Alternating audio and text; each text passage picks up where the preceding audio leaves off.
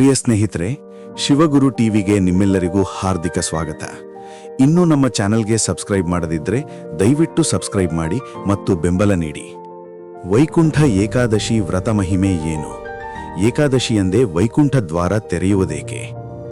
ಈ ದಿನದ ಉಪವಾಸದಿಂದ ಜನನ ಮರಣದ ಬಂಧನದಿಂದ ಮುಕ್ತಿ ಸಿಗುತ್ತದೆ ಮತ್ತು ವಿಷ್ಣುವಿನ ನಿತ್ಯ ನಿವಾಸವಾದ ವೈಕುಂಠ ಧಾಮವನ್ನು ಸೇರಬಹುದು.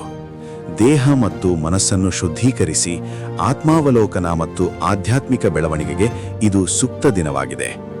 ವೈಕುಂಠ ಏಕಾದಶಿ ವಿಷ್ಣುವಿಗೆ ಸಮರ್ಪಿತವಾದ ಪವಿತ್ರ ದಿನವಾಗಿದ್ದು, ಈ ದಿನದ ಉಪವಾಸವಿದ್ದು ಪೂಜೆ ಮಾಡಿದರೆ ಜನ್ಮ ಜನ್ಮಾಂತರದ ಪಾಪಗಳು ಕಳೆಯುತ್ತವೆ ಎಂಬ ನಂಬಿಕೆಯಿದೆ. ವೈಕುಂಠ ಏಕಾದಶಿ ವ್ರತ ಆಚರಿಸುವುದರಿಂದ ಜನನ ಮರಣ ಚಕ್ರದಿಂದ ಮುಕ್ತಿ ಮೋಕ್ಷ ನೀಡಿ ವೈಕುಂಠದಲ್ಲಿ ಸ್ಥಾನ ಲಭಿಸುತ್ತದೆ. ಇದನ್ನು ಮೋಕ್ಷ ಏಕಾದಶಿ ಎಂದೂ ಪ್ರಸಿದ್ಧವಾಗಿದೆ. ದೇಹ ಹಾಗೂ ಮನಸ್ಸನ್ನು ಶುದ್ಧೀಕರಿಸುತ್ತದೆ ಮತ್ತು ವಿಷ್ಣುವಿನ ಅನುಗ್ರಹ ಪಡೆಯಲು ಸಹಕಾರಿ ಎಂದು ನಂಬಲಾಗಿದೆ.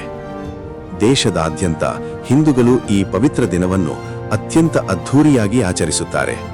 ದೇಶದ ಮೂಲೆ ಮೂಲೆಯಲ್ಲಿರುವ ಪ್ರತಿಯೊಂದು ವಿಷ್ಣು ದೇವನ ದೇವಾಲಯದಲ್ಲೂ ವೈಕುಂಠ ಏಕಾದಶಿ ದಿನದಂದು ವಿಶೇಷ ಪ್ರಾರ್ಥನೆ, ಪೂಜೆ ಪುನಸ್ಕಾರಗಳು, ಯಜ್ಞಗಳು, ಪ್ರವಚನೆ ಹಾಗೂ ವಿವಿಧ ರೀತಿಯಾದ ಧಾರ್ಮಿಕ ಆಚರಣೆಗಳನ್ನು ನಡೆಸಲಾಗುತ್ತದೆ. ಈ ವರ್ಷ ಡಿಸೆಂಬರ್ 30ರಂದು ವೈಕುಂಠ ಏಕಾದಶಿ ಆಚರಣೆ ಇದೆ. ಈ ದಿನ ವೈಕುಂಠದ ದ್ವಾರವನ್ನು ನಿರ್ಮಿಸಿ ವ್ರತವನ್ನು ಆಚರಿಸುವ ಪದ್ಧತಿ ಇದೆ. ವೈಕುಂಠ ಏಕಾದಶಿ ಬೆಳಗ್ಗೆ ಮಂಗಳವಾರ ಬೆಳಗ್ಗೆ 7:50ರಿಂದ ಪ್ರಾರಂಭವಾಗಿ ಡಿಸೆಂಬರ್ 31ರ ಬೆಳಗ್ಗೆ 5ರವರೆಗೂ ಇರುತ್ತದೆ.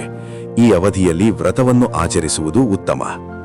ಈ ದಿನದ ಉಪವಾಸದಿಂದ ಜನನ ಮರಣದ ಬಂಧನದಿಂದ ಮುಕ್ತಿ ಸಿಗುತ್ತದೆ ಮತ್ತು ವಿಷ್ಣುವಿನ ನಿತ್ಯ ನಿವಾಸವಾದ ವೈಕುಂಠ ಧಾಮವನ್ನು ಸೇರಬಹುದು.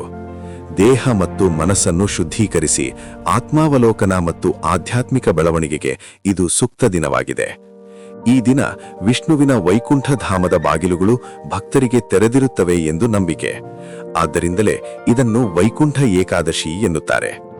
ಶ್ರೀಕೃಷ್ಣನು ಅರ್ಜುನನಿಗೆ ಭಗವದ್ಗೀತೆಯಲ್ಲಿ ಈ ಮಾಸದ ಮಹತ್ವವನ್ನು ಹೇಳಿದ್ದಾನೆ.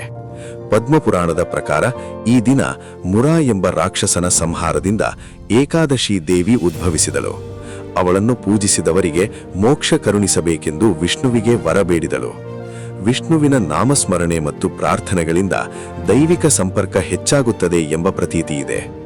ಪುರಾಣ ಕಥೆಗಳ ಪ್ರಕಾರ ಒಮ್ಮೆ ವಿಷ್ಣುವು ನರಕಾಸುರ ಎಂಬ ರಾಕ್ಷಸನನ್ನು ಸಂಹಾರ ಮಾಡುತ್ತಾನೆ.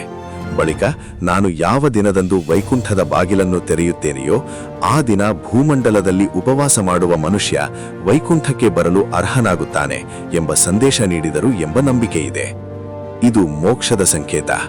ಇದು ಅಂತರಂಗ ಶುದ್ಧಿಯ ಕರೆ. ಪುರಾಣಗಳ ಪ್ರಕಾರ ಈ ದಿನ ಭಗವಂತನು ಭಕ್ತರಿಗೆ ಹೀಗೆ ಅನುಗ್ರಹಿಸಿದನು ಎಂದು ಹೇಳಲಾಗುತ್ತದೆ: ನನ್ನನ್ನು ಶ್ರದ್ಧೆಯಿಂದ ಸ್ಮರಿಸುವವರಿಗೆ ನಾನು ಸ್ವತಃ ವೈಕುಂಠದ ದಾರಿ ತೆರೆದುಕೊಡುತ್ತೇನೆ ಎಂಬುದು ದೈವವಾಣಿ. ಅದರಂತೆ ವೈಕುಂಠ ನಮ್ಮ ಹೃದಯದಲ್ಲಿದೆ. ಅಲ್ಲಿ ಇರುವ ದ್ವಾರವನ್ನು ತೆರೆಸುವುದು ಹೇಗೆ? ಅಹಂಕಾರವನ್ನು ಬಿಟ್ಟು ಲೋಭವನ್ನು ಕಡಿಮೆ ಮಾಡಿ ಕ್ರೋಧವನ್ನು ಶಮನಗೊಳಿಸಿ ಭಕ್ತಿಯಿಂದ ನಾಮಸ್ಮರಣೆ ಮಾಡಿದಾಗ ಆ ಕ್ಷಣದಲ್ಲಿಯೇ ವೈಕುಂಠ ದ್ವಾರ ತೆರೆದಂತೆ. ಆಚರಣೆ ಹೇಗೆ? ಈ ದಿನದಂದು ವಿಷ್ಣುವನ್ನು ಸ್ಮರಿಸುತ್ತಾ ಉಪವಾಸ ಮಾಡುವುದು ಪ್ರಮುಖ ಆಚರಣೆ.